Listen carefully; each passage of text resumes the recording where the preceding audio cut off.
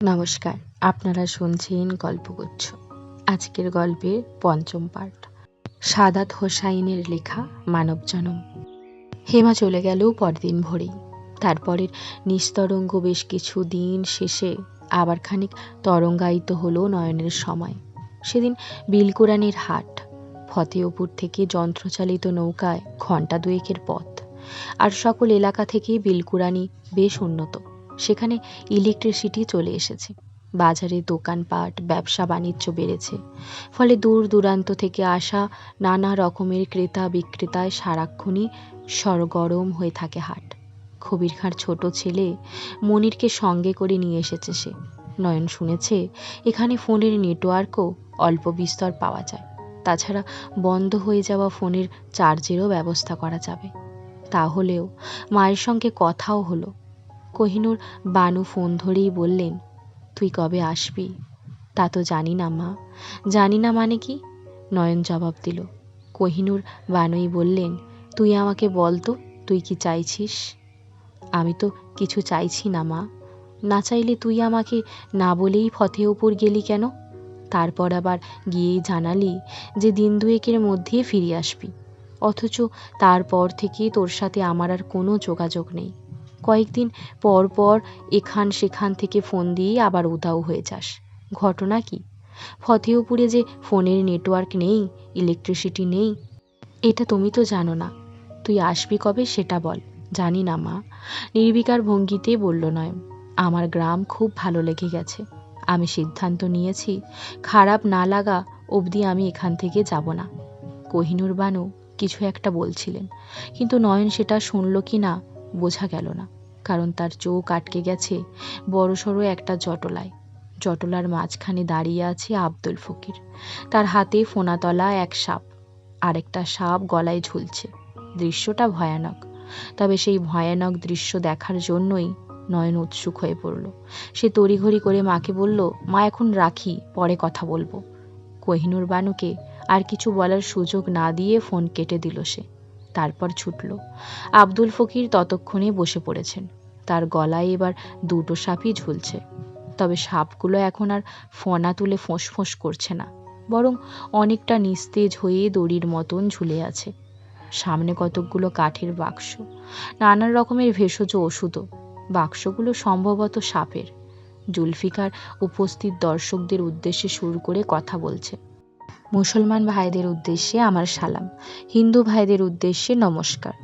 আপনে গো সামনে আজ যিনি উপস্থিত হইয়াছেন, তারে আপনেরা সকলেই এক নামে চেনেন। তিনি হইলেন কাল নাগিনীর জম, নাগনাগিনীর ভ্রম, স্বীয় পায়ে সর্প অর্পণ, সাতশ সর্পমন্ত্রে কর্তন, নাগিনীর চোখ তাহার দর্পণ। তিনি মানববীর। বলেন কে তিনি? বলেন বলেন বলেন কে তিনি? তিনি তিনি আব্দুল ফকির। তিনি আব্দুল ফকির। উপস্থিত জনতা সম্মস্বরে জবাব দিল। সঙ্গে তুমুল করতালির শব্দে চারিদিক মুখরিত হয়ে উঠল। আব্দুল ফকিরের পাশেই 13-14 বছরের শীর্ণকায় এক কিশোর জড়সড় ভঙ্গিতে বসেছিল। জনতার করতালির শব্দ মিলিয়ে যাবার আগেই সে লাফ দিয়ে দাঁড়িয়ে গেল। তার পায়ে নর্তকীদের মতন ঘুঙুর বাঁধা। সে সেই ঘুঙুরের শব্দ তুলে কোমর থেকে একখানা বাঁশি বের করল। এই বাঁশির নাম বিন। আব্দুল ফকির ইশারা করতেই সে সেই বিন বাজাতে লাগলো। বিস্ময়কর দম তার। কিশোরের গলায় শিরাগুলো বিভৎস ভঙ্গিতে টান টান হয়ে ফুলে উঠলেও তার বিনের সম্মোহিনী সুরে সকলে বুঁদ হয়ে রইল। আব্দুল ফকির নিস্তেজ গোখরা সাপ দুটোকে তার গলা থেকে নামিয়ে মাটিতে রাখলেন। তারপর বাম হাতখানাকে মুঠো করে সাপের মুখের কাছে নিয়ে গেলেন। তার দুই হাতের সবগুলো আঙুল জুড়েই বড় বড় আংটি। তিনি সেই আংটি দিয়ে বার কয়েক দ্রুত গতিতে সাপের মুখে মৃদু আঘাত করলেন। আর সঙ্গে সঙ্গেই যেন সাপগুলো আবার ফুঁসে উঠল। ছেলেটি হঠাৎ অর্ধনমিত হয়ে কুর্নিশ করার ভঙ্গিতে সাপগুলোর সামনে শরীর বাঁকিয়ে নাচতে লাগলো। নাচের সাথে সাথে সে তার বাঁশি ধরা হাতখানাকেও ছন্দের তালে তালে দোলাতে থাকলো। উপস্থিত জনতা যেন সেই সুর আর ছন্দে বুঁদ হয়ে রইল। নয়ন আর মনিরও তাদের সঙ্গে দাঁড়িয়ে আছে। তারা হঠাৎ অবাক হয়ে দেখল ওই নিস্তেজ সাপ দুটো এবার ফোনা তুলে দাঁড়িয়েছে। শুধু যে দাঁড়িয়েছে তাই না, বরং ওই বাঁশির সুরে সুরে যেন ক্রমশ আরও উঁচুতে উঠছে তারা। কিশোর ছেলেটির বাঁশির সুর আর ছন্দে সাপ দুটিও যেন মোহনীয় ভঙ্গিতে নাচছে। মনির হঠাৎ ফিসফিস করে বলল, দেখছেন ভাইজান, এই হইল আব্দুল ফকির। সাপ খুব তারে আজরাইলের মতন ভয় পায়। সে যা কয় তাই শোনে। সে যদি অন্ধকার রাইতেও রাস্তা দিয়ে হাইটা যায়, আশেপাশে সাপ খোপ থাকলে যে যেই দিকে পারে পলাই যায়। দেখছেন কেমনে মজা দুলাইয়া নাচতেছে? কি আচানক কাণ্ড দেখছেন ভাইজান? নয়ন কথা বলল না। মনিরই আবার বলল, দেখলেন না সেই দিন আপনেরে কেমন বাঁচাইয়া তুলল সে? আপনে মরা মানুষ, সেই মানুষটারে কেমনে ঢোলে দুইটা বাড়ি দিয়া জেতা বানাই দিল। কি আচানক কাণ্ড! নয়ন একবারও কথা বলল না। সে একদৃষ্টিতে তাকিয়ে আছে আব্দুল ফকিরের দিকে। আব্দুল ফকির হঠাৎ উঠে দাঁড়ালেন। তারপর গম্ভীর গলায় বললেন, আপনেরা এইখানে আসছেন সাপের খেলা দেখতে, ভালো কথা। এই যে বাক্সগুলান দেখতেছেন, এইগুলানের সব কয়টায় সাপে ভর্তি, নানান জাতির বিষধর সাপ। আইজি সব আপনাগো দেখাবো। কিন্তু তার আগে একখান কথা। কি কথা? ভিড়ের মধ্যে থেকে কয়েকজন বলল, এই যে 22 সকাল সকলের বাড়ি ঘরে পানি উঠতেছে, খাল বিল নদী নালা মাঠ ঘাট সব ডুইবা যাইতেছে, এতে যে মহা বিষদর আইতেছে ঘরে ঘরে, সেই খেয়াল আছে? আব্দুল ফকিরের কথা বলার ভঙ্গিতে বিশেষ কিছু একটা আছে। শরীর জুড়ে শিরশিরে অস্বস্তিকর এক অনুভব হয়, কিন্তু কথা শেষ না হওয়া অবধি চলে যাওয়া যায় না, বরং সম্মোহিতের মতো দাঁড়িয়ে থাকতে হয়। নয়ন আর মনিরও দাঁড়িয়ে রইল। আব্দুল ফকির বললেন, সাপ এই পানিতে যাইব কই? পানিতে তো আর থাকতে পারবো না, এই জন্য তাদের এখন যাওয়ানের জায়গা একটাই। বললেন, কই? কই? লম্বা মতো লোকটা জিজ্ঞেস করল। আপনের ঘরের মাচা? প্রশ্নকর্তার উদ্দেশ্যে ভয়ানক গলায় কথাটা বললেন আব্দুল ফকির।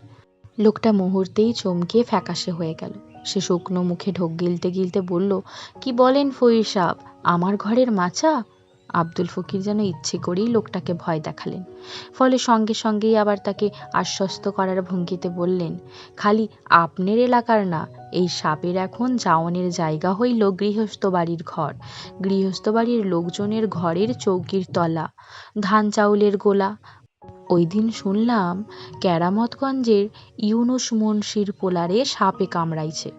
সে ঘুমাইয়া ছিল বিছানায়, আচমকা দেখে পিঠের নিচে ঠান্ডা ঠান্ডা কি জানি লাগছে, হাত দিয়া দেখে সাপ, ততক্ষণে দিছে কামড়। আমারে খবর দিয়ে দুফইরি বেলা, যাইতে যাইতে সন্ধ্যা, বাঁচান বড় মুশকিলা ছিল। তয় শ্বাস যতক্ষণ থাকে, আল্লাহর রসুলের দোয়ায় আব্দুল ফকির ততক্ষণ পর্যন্ত সাপে কাটা রোগীরে জমের হাতে ছাড়ে না। এই কথা তো আপনারা সকলেই জানেন, কি জানেন না? প্রশ্ন করেই দম নেওয়ার জন্য খানিক থামলেন আব্দুল ফকির। লোকজন আবারও সম্মস্বরেই চিৎকার করল।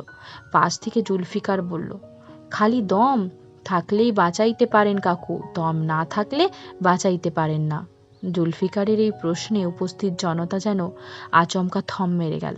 আব্দুল ফকির সম্পর্কে তারা নানান কথা শুনেছে, কেউ কেউ প্রত্যক্ষও করেছে।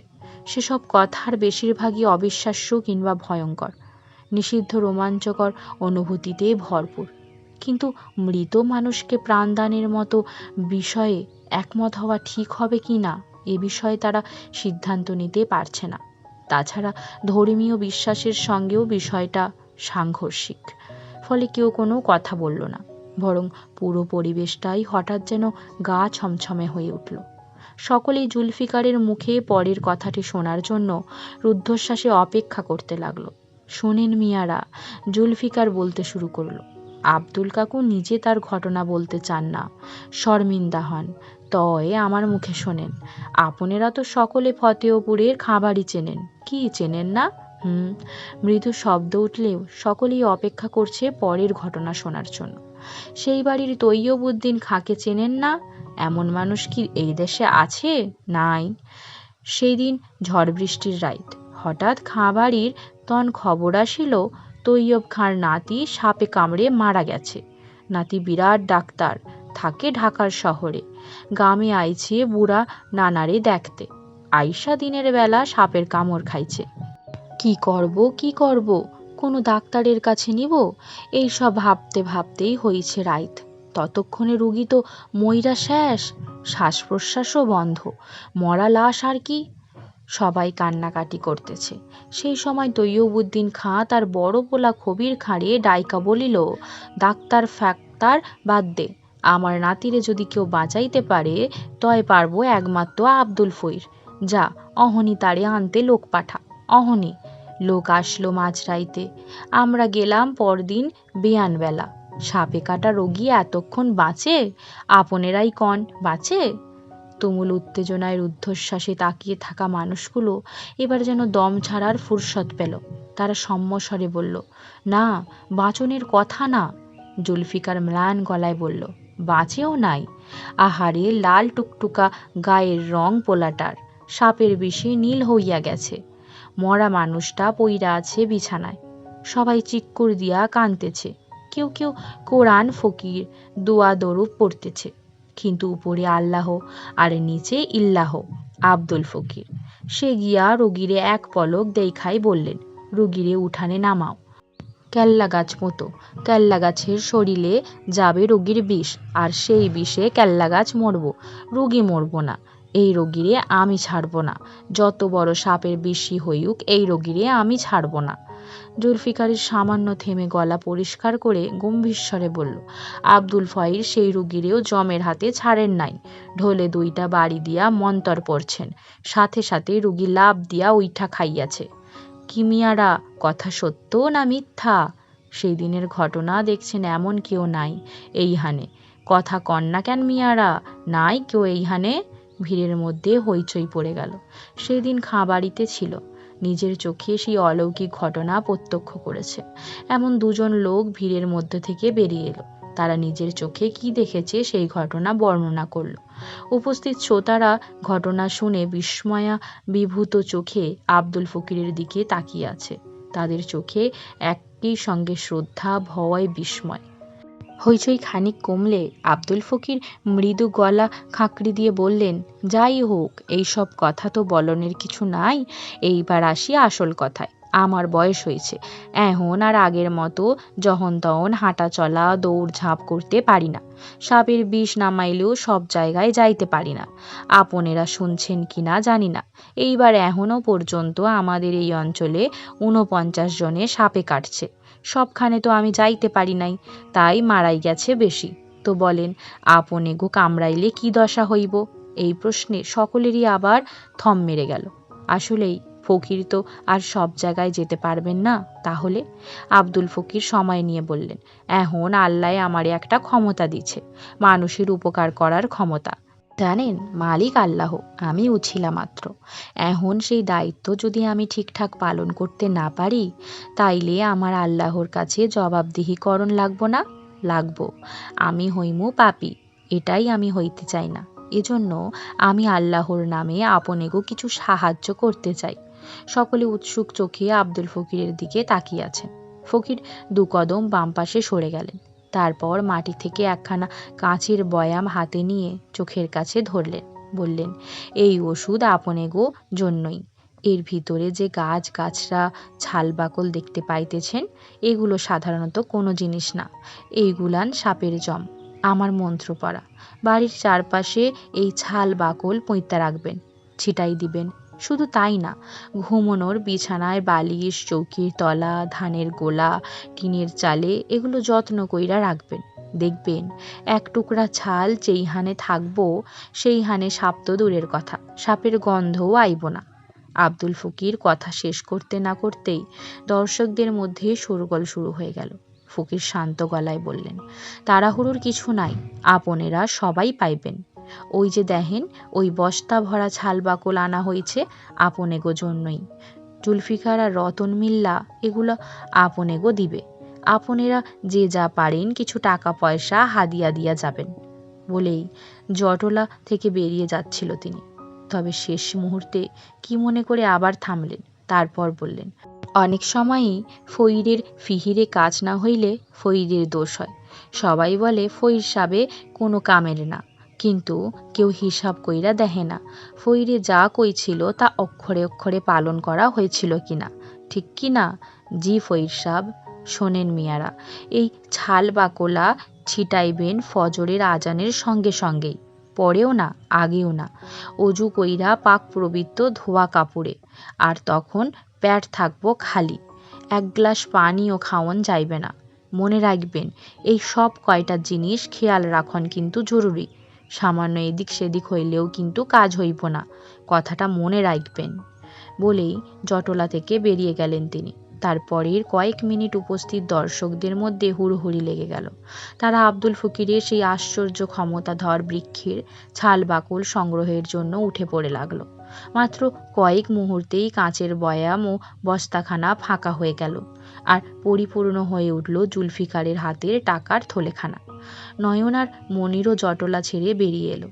এখান থেকে সামান্য হেঁটে গেলেই বড় খাল। যদিও বর্ষার থই থই পানিতে সেই খাল এখন বিস্তীর্ণ ফসলের মাঠের সঙ্গে মিলেমিশে একাকার হয়ে গেছে। খালের পাড়ে অসংখ্য নৌকা বাঁধা। বিভিন্ন জায়গা থেকে নানান পণ্য নিয়ে এখানে সওদা করতে এসেছে দূর দূরান্তের মানুষ। মনির সেখানে উঁচুর ঢিবির ওপর দাঁড়িয়ে বলল, ভাইজান, দেখলেন কারবার? একদম জাদুর মতো ঘটনা। একবার চিন্তা কইরা দেখেন তো, সেই দিন সে আপনারে চক্ষের পলকে কেমনে মরা মাইনষের মতো জ্যান্ত মাইনুষ বানাইয়া দিল। কি আশ্চর্য ঘটনা! নয়ন তাকিয়ে আছে বিস্তৃত জলের উপর ভেসে থাকা ধান ডগার দিকে। মৃদু ঢেউয়ে ধানের ডগাগুলো তীর তীর করে কাঁপছে। দেখে মনে হচ্ছে তাদের এই কম্পনেরও বুঝি নির্দিষ্ট কোনো ছন্দ আছে। তারা একই সঙ্গে ডগা নুইয়ে প্রায় জল ছুঁই ছুঁই হয়ে যাচ্ছে, আবার পরক্ষণেই সাঁই করে দল বেঁধে উঠে যাচ্ছে। কি যে অদ্ভুত সুন্দর দৃশ্য! নয়ন সেদিকে আনমনা ভঙ্গিতে তাকিয়ে রইল। মনিরের মাছ নিয়ে বিপুল আগ্রহ। সে বলল, এই যে পানি দেখছেন ভাইজান, এই পানিতে কিন্তু বড় মাছ নাই, আছে ছোট মাছ। পানির রং দেখলেই বইলা দেওয়া যায় কোন পানিতে কি মাছ আছে। আপনে তো দাদাজানের সাথে সেইভাবে কথাই বলেন না। দাদাজান আপনেরে যেই পছন্দ করে, আপনেরে যদি তার অর্ধেকও করতো, তাইলে দেখতেন তার মাছ ধরনের সব কায়দা কানুন আমি শিখা ফেলাইতাম। সে জোয়ানকালে যে কত মাছ ধরছে, আব্বার কাছে শুনছি। দাও বটি দিয়া কোপাইয়া নাকি আইর বোয়াল ধরতো, কিন্তু তারে তো আমি বাঘের মতো ভয় পাই। ভাইজান, আপনি কিন্তু দাদাজানের কাছের মতন মাছ ধরেন, কিছু কায়দা কানুন যাই না আমারে বলবেন। নয়ন কথা বলল না। সে খালপাড়ের উঁচু ঢিবি ধরে হাঁটতে শুরু করলো। তার পেছনে মনির। ছেলেটা ভারী সহজ সরল, খানিক বোকাশোকাও যেন, ফলে তার বেশিরভাগ কথারই কেউ কোনো গুরুত্ব দেয় না। নয়নও দিল না। তারা দু চারখানা নৌকা পার হতেই হঠাৎ আব্দুল ফকিরকে দেখতে পেল। তিনি একখানা ছয়ওয়ালা নৌকার গলুইয়ে ধ্যানের ভঙ্গিতে বসে আছেন। তার পেছনে দাঁড়িয়ে আছে শক্ত সামর্থ্য দুই যুবক।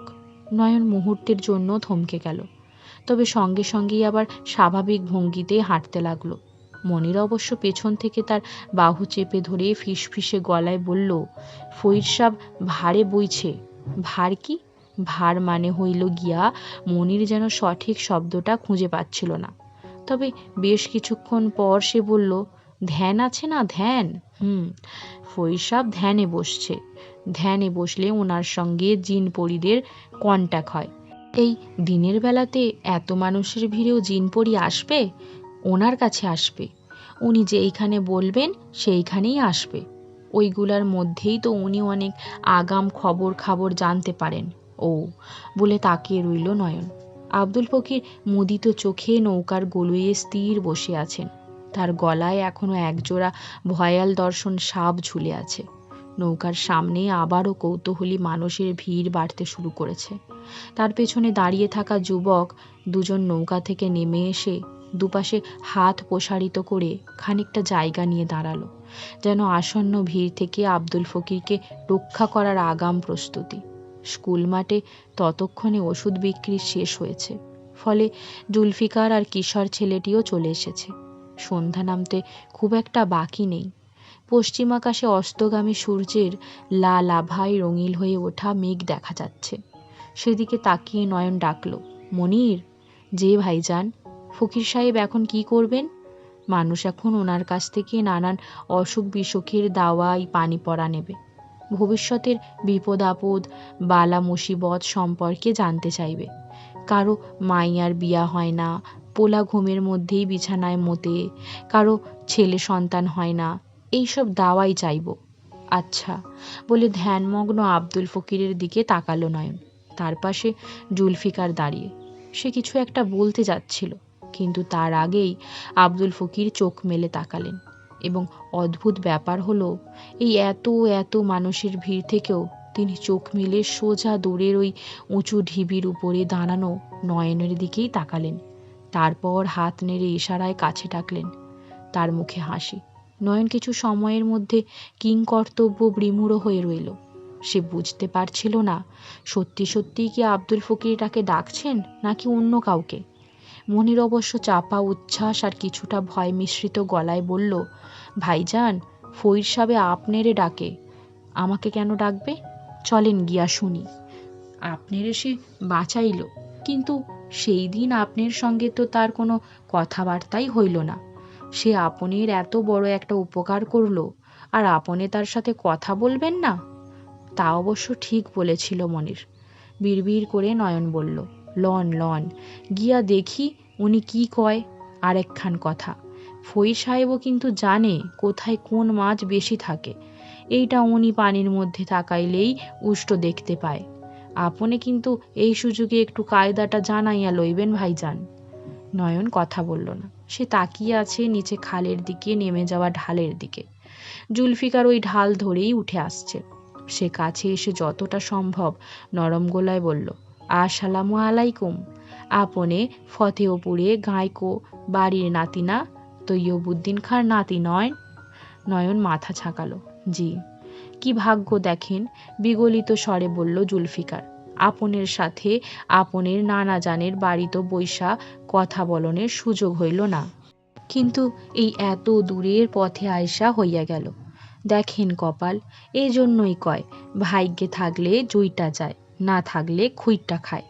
নয়ন কথা বলল না। সে তীক্ষ্ণ চোখে জুলফিকারের চোখের দিকে তাকিয়ে আছে। জুলফিকার বলল, ফইর সাহেব আপনার সাথে কি একটু কথা বলতে চান। তার এক পায়ে সমস্যা, আঙুল নাই, বহু আগে কাটা পড়ছিল, এই জন্য ঢাল বাইয়া উইঠা আসতে পারে নাই। না হইলে সে নিজেই আসতো আপনের কাছে। নয়ন যেন এবার কিছুটা বিব্রত হলো। বলল, না না, ঠিক আছে, আমিই আসছি, বলে মনিরের হাত ধরে সতর্ক ভঙ্গিতে ঢাল বেয়ে নামল সে। এতক্ষণে মানুষের শোরগোল ভিড় আরও বেড়েছে। সকলেই আব্দুল ফকিরের সঙ্গে কথা বলতে চায়, কিন্তু আব্দুল ফকির ততক্ষণে নৌকার ছইয়ের ভেতরে ঢুকে গেছেন। নয়ন আর মনিরকে নিয়ে নৌকায় উঠল জুলফিকার। বিশাল বড় নৌকা, ভেতরে সাপের বিষ নামানো থেকে শুরু করে নানান জিনিসপত্র। আব্দুল ফকির নয়নকে দেখে সালাম দিলেন, তারপর বললেন, আপনি এখন কেমন আছেন বাজান? নয়ন মৃদু মাথা ঝাঁকিয়ে বলল, জি ভালো আছি। আপনের কথা বহু শুনেছি। আপনি খাঁবাড়ির নাতি, বিরাট বড় ডাক্তার। এই অঞ্চলে অবশ্য এখন দূর দূরান্ত থেকেও অনেক ডাক্তারই আসেন, কিন্তু আমাগো নিজেগো তো কোনো ডাক্তার আছিল না। আপনে হইলেন গিয়া আমাগো নিজেগো ডাক্তার। এই জন্য আপনের কথা শুই নাই পরান্ডা জুইরা গেছিল বাজান, বলে সামান্য থামলেন আব্দুল ফকির। তারপর বাটা থেকে একখানা পান মুখে পুড়তে পুড়তে বললেন, আপনেরে দেখেননে বহু শখ আছিল, সেই শখও মিটল, কিন্তু তখন তো আপনে আর আপনে আছিলেন না, জমে মানুষে টানাটানি, এই জন্য আপনের সাথে তখন আর কথাবার্তা হইল না। আল্লাহর কি কুদরত, আই যেইহানে আপনের সাথে কথা বলনের সুযোগ আল্লাহ তালা কইরা দিলেন। আব্দুল ফকির কথা শেষ করার সঙ্গে সঙ্গেই আচমকা হাত বাড়িয়ে নয়নের হাতখানায় মুঠোয় চেপে ধরলেন। তারপর বললেন, তা বাজান, আপনেরা কি এইখানে ফতেহপুর থেইকা নিজেগো নাও লইয়া আইছেন, না খ্যাপের নাওয়ে আইছেন? আব্দুল ফকিরের হাত শক্ত খসখসে। সেই হাতের স্পর্শে নয়নের সারা শরীর কেমন শিরশির করে উঠল। একটা অচেনা অদ্ভুত অনুভূতি। সে আলতো করে হাত ছাড়িয়ে নিল। ছইয়ের বাইরে দাঁড়ানো মনির সেখান থেকেই জবাব দিল, বলল, আমরা বাড়িতে কাউরে বইলা আসি নাই, হাটবার তো ফতেহপুর থিকা অনেক মানুষ ট্রলার ভাড়া কইরা এইখানে আসে, আমরা তাদের সাথে আসছি। মনিরের কথা শুনে আব্দুল ফকির যেন স্বস্তি পেলেন। তিনি নয়নের দিকে তাকিয়ে হাসি মুখে বললেন, তাইলে আর চিন্তা কি, আমাগো নাও তো ফতেহপুরের ওপর দিয়া সোহনাবাদ যাইব, আমাগো সঙ্গেই চলেন, আপনে গো ফতেহপুর নামাইয়া দিয়া যাব। নয়ন কিছু বলার আগেই মণি গলা চড়িয়ে উচ্ছ্বসিত ভঙ্গিতে বলল, তাইলে তো খুবই ভালো হয় ফইর সাব, খুবই ভালো হয়। জুলফিকার বাইরে থেকে মাথা নিচু করে ছইয়ের ভেতর উঁকি দিল, তারপর বলল, নাও তো ছাইরাই দিচ্ছি কাকু। লোকজনের যে ভিড় বাড়ছিল, সামলানোই দায় হইয়া গেছিল। আব্দুল ফকির মৃদু হাসলেন, তারপর নয়নকে বললেন, বাজান, নাও তো ছাইরাই দিছে, আপনের অসুবিধা নাই তো? নয়নের কেবল অস্বস্তিকর একটা অনুভূতি হচ্ছিল। তারপরও সে মাথা নাড়িয়ে বলল, না না, অসুবিধার কি আছে। নাও ততক্ষণে বিলকুরানির হাট ছাড়িয়ে অনেকটা পথ এগিয়ে এসেছে। ফুরফুরে হাওয়ায় বড় পাল তুলে দেওয়া হয়েছে। তরতর করে এগিয়ে যাচ্ছে নৌকা। নৌকার দুই পাশে ধপধপে সাদা কবুতরের মতন শাপলা ফুল ফুটে আছে। নয়নের পাশেই ছইয়ের গায়ে খোপ কেটে একখানা ছোট জানালাও বসানো হয়েছে। সেই জানালায় তাকিয়ে নয়ন বলল, আমি কি একটু বাইরে গিয়ে দাঁড়াতে পারি? আব্দুল ফকির আবারও বিগলিত হাসলেন, তারপর বললেন, যে বাজান যে, মনে করেন এইটা আপনের নিজের নাও, আপনের যা মন চায় করতে পারে। নয়ন আর কিছু বলল না। সে উঠে নৌকার গলুইয়ে এসে দাঁড়ালো। ধীরে অন্ধকার নেমে আসছে। আজ কি অমাবস্যা? নয়ন এইসব চাঁদ তারার হিসেব জানে না, তবে তার কেন যেন মনে হলো আজ অমাবস্যায়। নৌকার ছাদে সেই দুই যুবক আর জুলফিকারের সঙ্গে বসে আছেন মনির। তাদের মধ্যে তুমুল আড্ডা জমে উঠেছে। নয়ন আবছা অন্ধকারে দাঁড়িয়ে দিগন্ত বিস্তৃত জলরাশির দিকে তাকিয়ে কি ভাবছিল। তার কি মন ভার, কিংবা অজানা কোনো আশঙ্কায় ক্রমশ জবুথুবু হয়ে যাচ্ছে সে? নয়ন জানে না। তবে তার ভাবনাগুলো আজকাল যেন হাওয়াই মিঠাইয়ের মতো হয়ে যাচ্ছে, ছুঁতে গেলেই হঠাৎ মিইয়ে যায়। নয়ন মাথা নিচু করে গলুইয়ের ভেতর ঢুকতে যাবে, ঠিক সেই মুহূর্তে ধাক্কা খেল সে। ক্রমশ গাঢ় হয়ে আসা অন্ধকারে কেউ একজন দাঁড়িয়ে ছিল তার গা ঘেঁষে। সে ঘুরতে যেতেই হঠাৎ তার শরীরের ধাক্কায় অন্ধকারে নৌকার পাটাতনে সশব্দে ছিটকে পড়ল সে। চট করে কিছু বুঝতে না পেরে প্রথমে ভয় পেয়ে গিয়েছিল নয়ন, তবে সঙ্গে সঙ্গে নিজেকে সামলে নিল সে। পকেট থেকে মোবাইল ফোনখানা বের করে আলো জ্বালালো। তারপর তটস্থ ভঙ্গিতে গিয়ে আব্দুল ফকিরকে ধরল। তিনি অবশ্য স্বাভাবিক ভঙ্গিতেই উঠে বসলেন। তারপর বললেন, বাম পায়ে তেমন বল পায় না, হাত পায়ের আসল বল থাকে আঙুলে, আঙুল না থাকলে বলও থাকে না। তার ওপর বয়সও হয়েছে, সারা জীবন দৌড়ঝাঁপ কইরা বুড়া বয়সে আইসা শরীর হইছে পলকা কাঠির লাহান, হালকা হাওয়া বইলেও লড়ে চড়ে। আপনার পায়ে আঙুল নেই? ডাইন পায়ে আছে, বাম পায়ে নাই, বলে মাথা ওপরে জ্বলতে থাকা হারিকেনের আলো খানিক বাড়ালেন আব্দুল ফকির। তারপর নিজের বাঁ পায়ের নাগরা জুতোখানা খুলে ফেললেন। নয়ন এতক্ষণে খেয়াল করল, বাঁ পায়ের প্রায় 1/3 নেই তার। পায়ের পাতার সামনের দিকটা যেন বীভৎস ভঙ্গিতে ওঁত পেতে থাকা কোনো প্রাণী এখনই ঝাঁপিয়ে পড়বে শিকারের ওপর। নিজে ডাক্তার হওয়ার সত্ত্বেও এই অদ্ভুত রহস্যময় আলোয় আব্দুল ফকিরের পায়ের এই ভয়ঙ্কর আদল দেখে নয়নের কেমন অস্বস্তি হতে লাগলো। সেই অস্বস্তির ভেতর কি কিছুটা ভয়ও। খানিক ভাবল সে, হতে পারে এমন গা ছমছমে পরিবেশ এর জন্য দায়ী। এখানে ইলেকট্রিসিটি নেই। জনমানবহীন এক বিলের মাঝখানে আমাবস্যার মতো ঘুটঘুটে অন্ধকারে হারিকেনের আলোয় সে নৌকায় বসে রয়েছে ভয়ঙ্কর এক সাপুড়ের সাথে। সেই নৌকা ভর্তি কিলবিল করছে জ্যান্ত সব সাপ। এমন পরিস্থিতিতে ভয় পাওয়াটা অস্বাভাবিক নয়।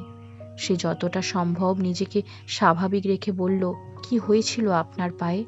আপনি তো ডাক্তার, আপনিই বলেন, ঠান্ডা গলায় বললেন আব্দুল ফকির। দেখে মনে হচ্ছে কেটে ফেলার চেষ্টা করা হয়েছিল, কিন্তু চেষ্টা সফল হয়নি। তবে মারাত্মক জখম অবস্থায় পায়ে পচন ধরেছিল, আর ভালো চিকিৎসাও হয়নি। ফলে ক্ষত কোনোভাবে সারলেও এই বীভৎস অবস্থা আর এড়ানো যায়নি। আব্দুল ফকির বেশ খানিকক্ষণ চুপ করে বসে রইলেন। তারপর হঠাৎ শব্দ করে হাসলেন। নয়নের মনে হলো আপাত দৃষ্টিতেই নিরীহ সহজে মানুষটির ভেতর ধরতে না পারা অতিপ্রাকৃত ভয়ঙ্কর কিছু লুকিয়ে আছে, যা তার চারপাশ জুড়ে প্রবল অস্বস্তি কিংবা ভয় তৈরি করে রাখে। হয়তো এ কারণেই নিরীহ দর্শনেই হাসিতেও নয়নের গায়ে কাঁটা দিয়ে উঠল। আব্দুল ফকিরের পান খাওয়া এবড়ো খেবড়ো কুচকুচে কালো দাঁত, লকলকে কৃষ্ণাভ জিভ আর জলজলে চোখের দিকে তাকিয়ে হঠাৎ শিউরে উঠল সে।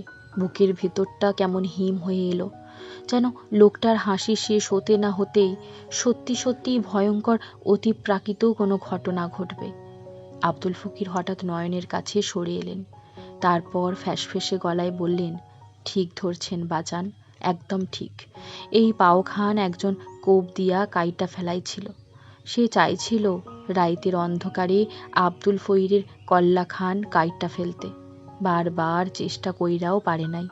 সে অবশ্য বলে যে সে নাকি আব্দুল ফকিরের কল্লা খানও কাইটা ফেলাইছিল, কিন্তু রাইতের আঁধারে যে আব্দুল ফকিরের কল্লা সে কাটছে, দিনের বেলায় লোকজন দেখল সেই আব্দুল ফকিরের শরীরের উপর কল্লাও আছে, কল্লার উপরে মাথাও আছে। কল্লা আর মাথা লইয়া আব্দুল ফকির ঠিক ঠিক ঘুরাইয়া বেড়াইতেছে। হা হা হা হা বলি আবারও সেই লোমহর্ষক শব্দ তুলে সাপের মতো হিস হিসে স্বরে হাসলেন আব্দুল ফকির। নয়নের প্রচণ্ড অস্বস্তি হচ্ছে। মনে হচ্ছে এই অন্ধকারে তার চারপাশে অসংখ্য ভয়ঙ্কর সাপদ ওঁত পেতে আছে। মুহূর্তেই তারা দল বেঁধে ঝাঁপিয়ে পড়বে। কিন্তু নয়ন তার জায়গা থেকে এক চুলও নড়তে পারবে না। সে স্পষ্ট টের পাচ্ছে পাথরের মতো ভার হয়ে আছে তার শরীর। আব্দুল ফকির হঠাৎ তার মুখ নিয়ে এলে নয়নের মুখের কাছে। পচা বোটকা গন্ধে পেট গুলিয়ে উঠল নয়নের। সে ঝট করে মুখ সরিয়ে নিল। আব্দুল ফকির আবারও সাপের মতো হিস হিসে গলায় বললেন, একবার রাইতে ঘুমের মধ্যে রামদায়ের এক কোপে আব্দুল ফকিরের কল্লা আলাদা কইরা ফালানো হইল। শুধু যে আলাদাই কইরা ফেলানো হইয়াছিল তাই না, সেই কল্লা অন্ধকারেই লইয়াও যাওয়া হইছিল। কিন্তু বেয়ানবেলা সকলে দেখল আব্দুল ফকির শরীরের ওপরে কল্লা লইয়া ঘুরতাছে। কি বাজান, ঘটনা শুইনা কি বুঝতাছেন? ঘটনায় কোনো প্যাঁচগোছ আছে? আছে কোনো প্যাঁচগোছ? নয়নের হঠাৎ কি যে হলো, সে পিছলে সরে গেল পেছনে। নৌকার ছইয়ের বেড়ার সাথে ঠেকে না যাওয়া অবধি পেছাইতে থাকলো, যেন আব্দুল ফকিরের ওই আগুনের গোলার মতো ধকধকে চোখ আর লকলকে জিভ থেকে নিজেকে বাঁচাতে চায় সে। আব্দুল ফকির রক্তহিম করা কণ্ঠে বললেন, ডরাইলেন কি বাজান, ডরাইলেন?